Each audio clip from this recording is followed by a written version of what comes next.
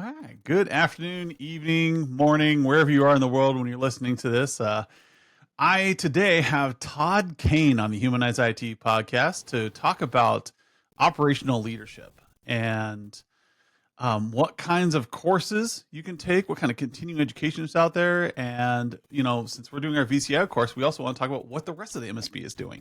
So, Todd, tell us a little bit about what you have. We haven't talked since 2020 when we did a Paul Green great series of podcasts. So, bring us up to speed.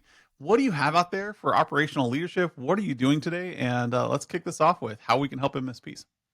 Yeah, maybe just start with a bit of the background. Like my focus really is around operations of the MSP, and I see a lot of content out there around security and around revenue generation, and all of those things are really, really important, obviously, in order to grow and expand your business.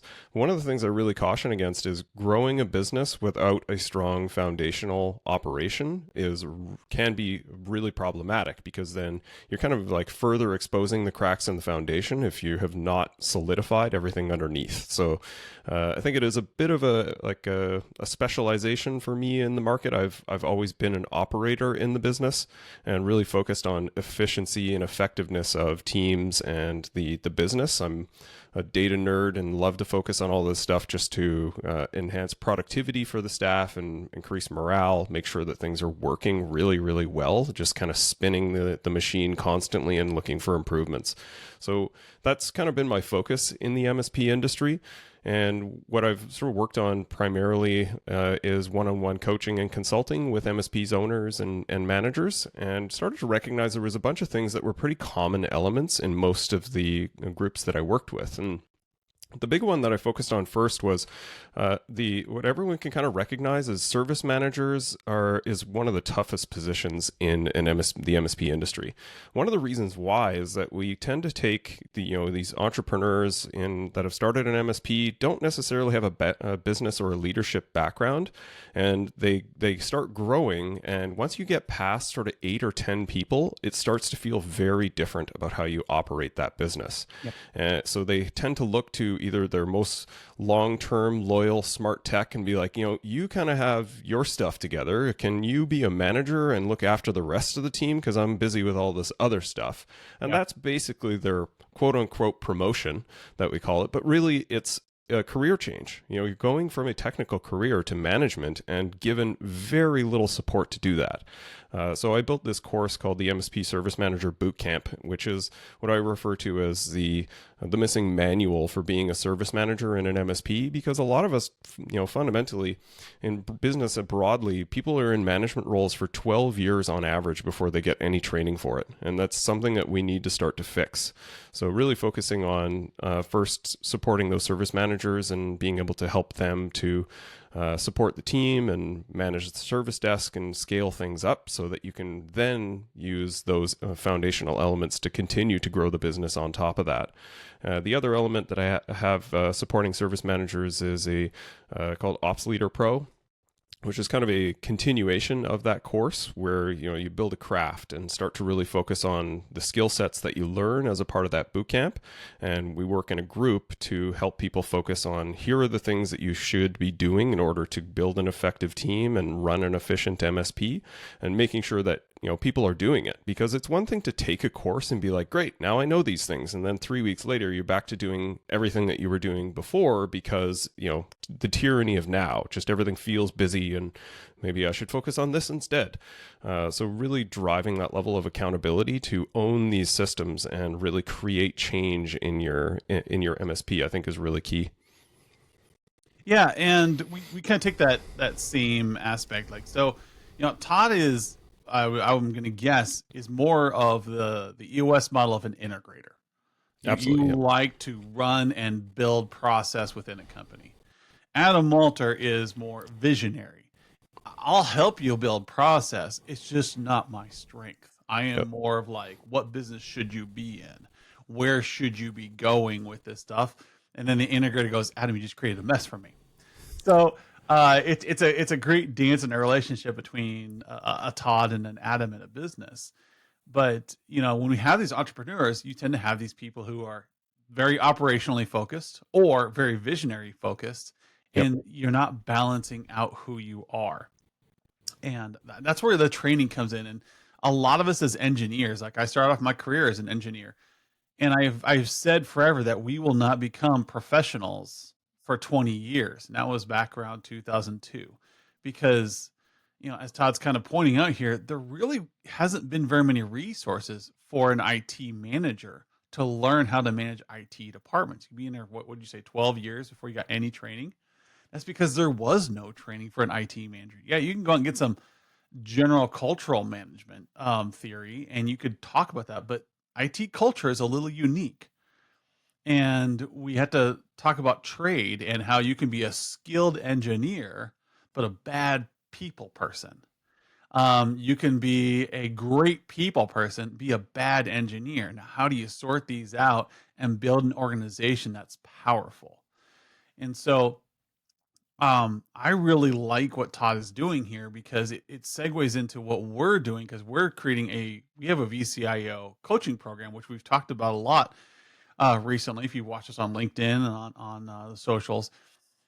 But we don't cover how to create operational efficiency. That's just not what we do. It's a different aspect of leadership. And so the other thing I really like about what Todd's talking about is he's got like continuing education. He's got coaching groups. And it's not just a take this class and be done. It's let us walk with you and develop your organization, rather than, hey, here's a manual, do these 16 things, and your organization is going to be done. And I think that's where we fail a lot in the MSP world. When I've seen a lot of failure in the MSP world is, hey, follow my 36-step program, and when you're done, you're going to have a great MSP. But what you don't see in the subtext here is it'll never be done, or it'll take 3 years to do this process, and it's always going to be your fault that it's not done. And there's truth to that, but also there's what's the success rate of this program, and why does it fall apart? Because your coach is incentivized to keep you on to a 3 to 5 year coaching program. Why would they graduate you? And so when you see a program like Todd's, where it's like, hey, here's a great course, we'll walk with you through it, and then we're going to continue to educate you afterwards. There's a stop point there. There's a point in which we've given you the education. Now let's evolve your organization. And so tell me a little bit more about that differentiator there, Todd, where you say, hey, we're not just going to give you a course or a manual and walk away.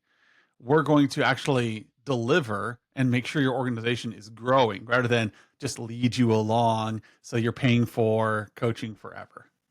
Yeah, it's sort of when I think things I find fascinating about this industry. I sort of joke with people that in the MSP industry, we all have the same predominant business model, and absolutely none of us operate the same way, which is really fascinating, right? Because from a consulting perspective, for me, I find it really neat that I know what the puzzle should look like at the end, but the pieces are always different depending on who I'm engaging with, right?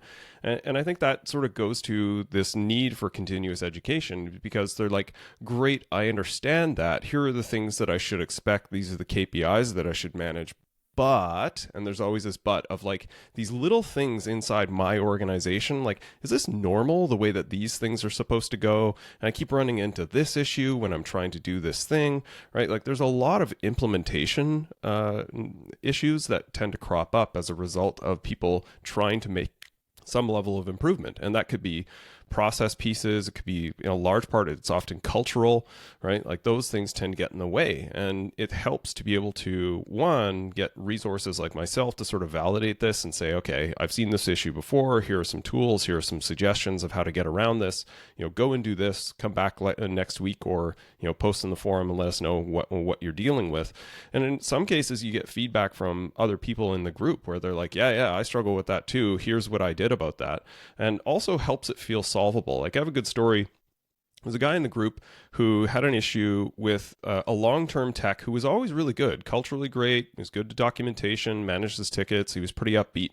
And then sort of suddenly, he seemed really detached and was failing at his work all over the place. And they were like, kind of like, what happened here? Like, we'll call him Greg. Greg was great. All of a sudden, I'm chasing him for tickets. He's late a lot. Like, what is going on here? So I walked through in one of our sessions and talked to him about like, what are the dynamics we're seeing here? What have we seen historically? At what rate do you engage with Greg on a weekly basis, and how are you sort of showing up as a manager for him? And we layered in a few approaches with this owner to help him sort of kind of meet at the table with Greg and be able to associate with him at a certain level. And he was able to draw him into sort of tougher conversations. And to basically what I expected was happening turned out to be true, is that he had some external pressures in his life that were really throwing him off his game, and he was stressed outside of work, and that was showing up in work. But people are often cautious about how far is too far to talk about what people are suffering from in their personal life, and is that my business as a manager?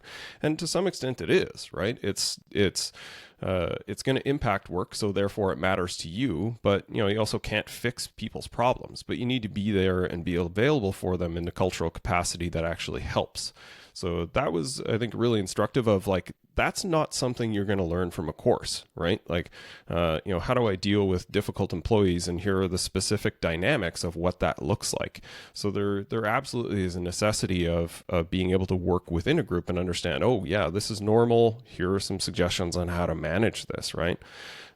Just one other maybe funny note. You noted sort of the distinction between the integrator and the manager, integrator and the visionary. I have this Venn diagram that sort of describes this and this overlap between the CEO and the COO, which is from operations and a leadership perspective. The visionary is often very much the CEO, and the integrator is the COO.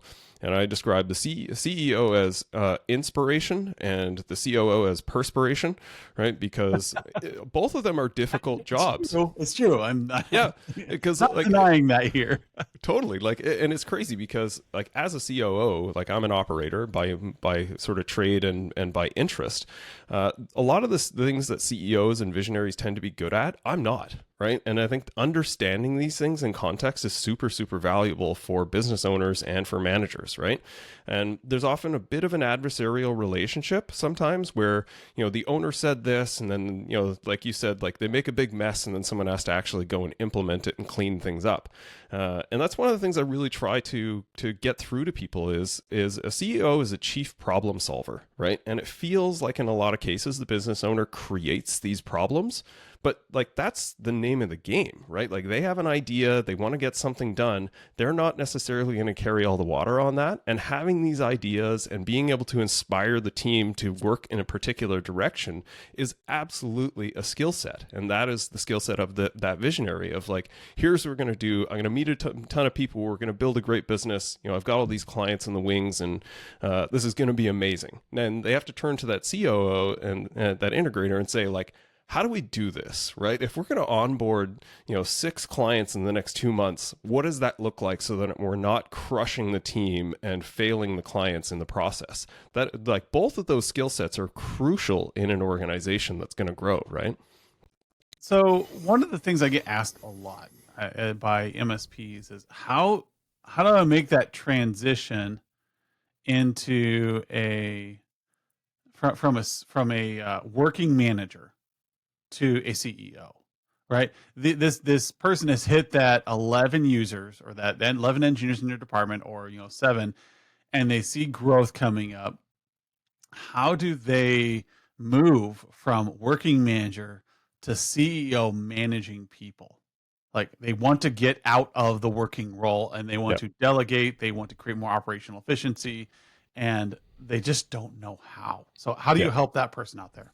Okay, so perfect sort of description of the situation, right? So I often say, the people that I tend to work with in a coaching capacity have at least 10 staff, and under 10 staff, like they can absolutely join Ops Leader Pro and be a part of the group coaching program. The reason why that structure tends to exist is once you grow past 10 people, you absolutely need a layer of leadership underneath you. Because as soon as you get to 10 people, your ability to actually directly manage a team of 10 or more is a law of diminishing returns as the team gets bigger. Because it kind of comes from what I describe as the 5 guys in a room strategy. If you're 5 people just sitting in a single room and everyone comes in and out and you talk about stuff, everyone generally knows what's going on in the business. When you grow past 10 people, that functionally doesn't excuse me, that functionally doesn't work anymore. So that tends to have to change. And then you deal with the law of doubling. Every time your organization doubles in size, it feels like you're fundamentally restarting how you do things. Excuse me. So what, to your question, like, what it means is as you're getting to 7, 8, or 10 people, you need to look who is going to be your right-hand person that you're able to delegate some of those operational responsibilities off to so that you can focus on more strategic activities in the business, whether that's managing your stack, security and compliance, growth, talking to more people, building a VCIO practice, all of those things. The fundamental necessity is having someone that you can trust to manage the day-to-day and hour-by-hour operations of the support desk and managing the team. Now, the trick is a lot of organizations, a lot of owners will often just pick the most senior tech or the person that's worked for them the longest. And that's a mistake. The thing that you need to look for is quite often not the most technical person. In a lot of cases, like a decent tier 2 that has good administrative skills and is actually good at entering their time, they're going to be probably going to be a far better manager than whoever is sort of the most senior tech. For two reasons is like you don't want to lose that person's technical capability. They're probably not interested in managing people, and they're often not the greatest with the administrative and soft skills.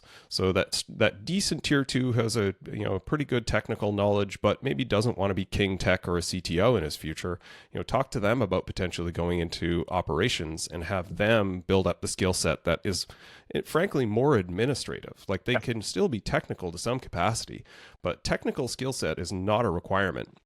In fact, another story, a person that worked for me very early on is now the CEO of a very, very successful MSP in Canada. And she came with zero technical skill set. And that was by design. I wanted her to be able to build a better call center culture for our service desk as we were growing in the MSP that I worked in. And she's done incredibly well. And, she's picked up some tech in general, but she's still a very non-technical CEO. So the idea that you have to be a good technical person to lead a technical team is just not true. Correct. And we covered that a few podcasts ago, where some of the best CIOs I have dealt with came from accounting divisions, right? Because they're sitting on visionary, like, where do we need to be going? What should we be doing? And they lean on their staff to help decide that. They need their staff because they don't understand engineering. They understand the culture, and they understand talking to the CEO and where they need to go. And one thing I want to help people out with, as I discovered as a manager, was that your managers do not need to be the highest paid people in your organization. Correct. And so when you've got like a CCIE engineer sitting in your MSP, they're probably going to be paid the highest. They're going to be paid more than their manager. That does not mean they have more authority than the manager. And so when you're promoting people, sometimes that tier 3 engineer can say, I want to move into management because it's my next step. That's how I get promoted. Yeah. You need to break that cycle. So you say, no, you're a tier 3 engineer, and we're going to move you into a senior engineer or a lead engineer. That career path has to be separate from the managerial path. In engineering, I am very much and always have been on this road of, there is a engineering career path and there's a management career path. They have different salary expectations and they have different options. So if you want to keep going in the engineering career path, you keep getting certifications, you keep learning, you keep becoming capable of more. If you want to move the managerial path, you'll probably stop learning about culture strategy. You'll stop learning, or you'll start learning about how to do a little bit more budgeting, finance, work on, hey, how do I inspire employees? How do I define career paths? How do I identify when an employee is struggling? As Todd said earlier, Greg is struggling. He's suddenly not performing up to what he has been for the past 5 years. Maybe he's going through a divorce. Maybe some personal stuff going on, or maybe they're just overloaded. But you as a manager have to key into that. It's hard to key in on that if you're a working manager distracted by tickets and calls and stuff like that. Yep. So I'm heavily going to encourage you who are trying to get out of the working role, when you're delegating, start dividing your staff up into technical and administrative. so that you can start sloughing off those things that you don't want to do and hold on to things that do. If you want to head into a CEO role, then you're going to have to let go of your technical and you have to start working on managerial, which means you're going to start learning management skills from somewhere.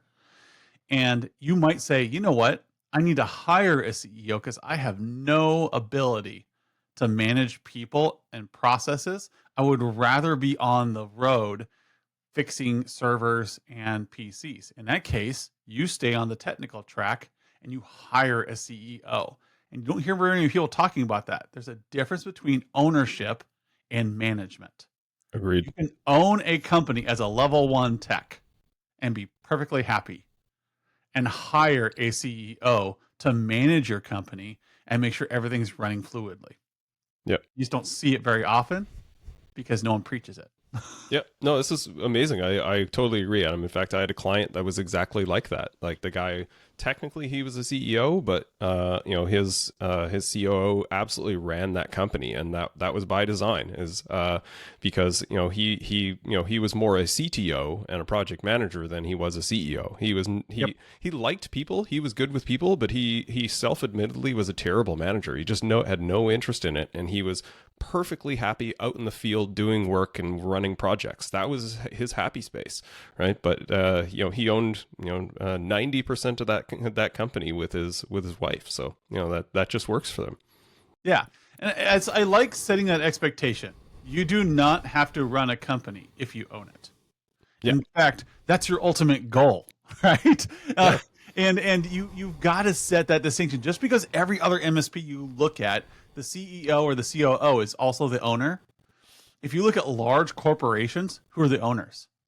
People on the board. There are shareholders off to the side. You probably will never meet the actual owner of that company. They're off, they own the Yankees. They have several things they own, and they're playing off in the background.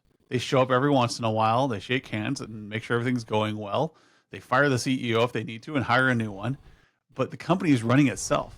There's nothing saying that you as a help desk lead can't be the owner and stay there because that's what you love to do. Exactly. Or an account manager because you love to do that stuff. And then hire somebody to do the management skills. But they have to have training. Yes. They have to have operational efficiency.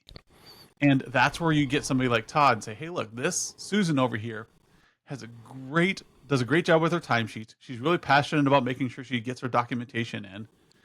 But she doesn't really care to go and do continuing education on technical stuff. Talk to her. Sit down and say, hey, look, I like doing technical stuff. We're starting to reach critical mass here. Would you like to start going on more management track? Yep. And if she says, yes, that's a career goal of mine. Like, cool. I want you to take a couple of Todd Kane's classes on this and see how it fits.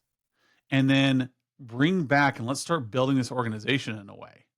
And I'm going to empower you to make these decisions while I stay on help desk. Right? And that way you're sitting in what we call the right person, the right seat. And that's the right person for the job sitting in that CEO seat who knows what they're doing. You can have the right person in the wrong seat. So you have Susan, who's really great, but she's sitting as a technical lead when she actually likes administration much better.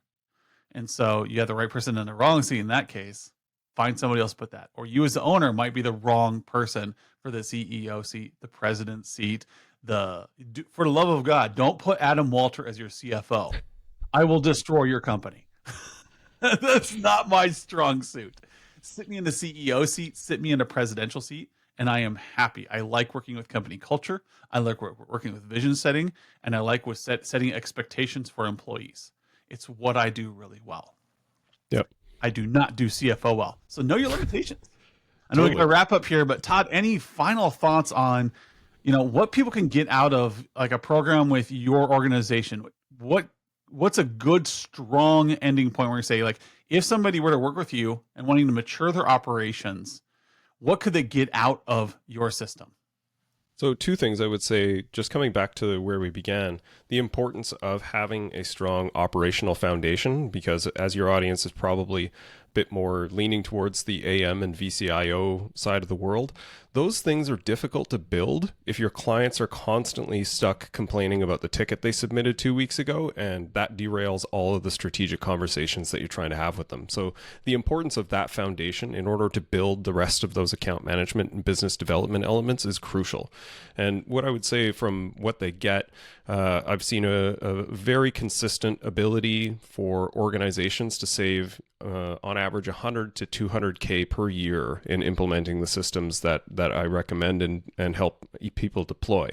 So relative to your size, that tends to be 10 to 15% savings on your costs, which you can either go straight to the bottom line, or what a lot of people will do is just grow into that, right? So you can continue to grow your business without adding headcount in direct correlation.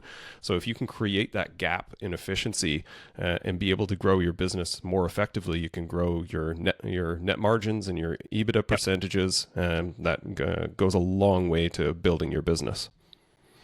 Yeah, growing your operations, there's you kind of got to go between the two. You got to go with growth mode, and then you have to move into back into operations mode. You never want to move really out of growth mode, but you do need to hit that plateau every once in a while where you're maturing staff, maturing, and then you grow. Yep. And so talking to people like Todd, there's so much more than a 20-minute podcast can cover on this. You have to talk to an expert on operations. These little snippets only do you so much good. They're good for inspiration. They're not good for stable growth. And knowing that you have these nice checkpoints, these nice resources, don't just get into, if you're going to go management track, don't just get into a class. Get into somewhere where you have a conversation with an expert, because your MSP is unique. There are little things in your MSP that only pertain to you, your niche, your locale, things about your clients, the things about the way you like to run your company, that you need to talk to somebody who gets this, who's seen this 100 times. Say, well, if you tweak it this way, this is the way it's going to go. So get that mentor area with a class so you can ask questions and adapt your problems to the solution that is necessary for your company. Todd, thanks for coming on today. Thanks for filling these gaps in, like operational gaps, something that Adam Walter does not do. I'm great. I will talk VCIO. I will talk account management with you people all day. I will teach this stuff. But if you want to run your MSP better, Todd's your guy. We've had some other people on here that are great too, but I'm hoping to pop over to Todd's podcast, talk a little bit more about our VCIO program here. And if you check me out over there, I'll link it in my podcast when it comes up. Thanks, Todd, for coming on, and we'll hopefully have you on later. Appreciate it, Adam. Take care.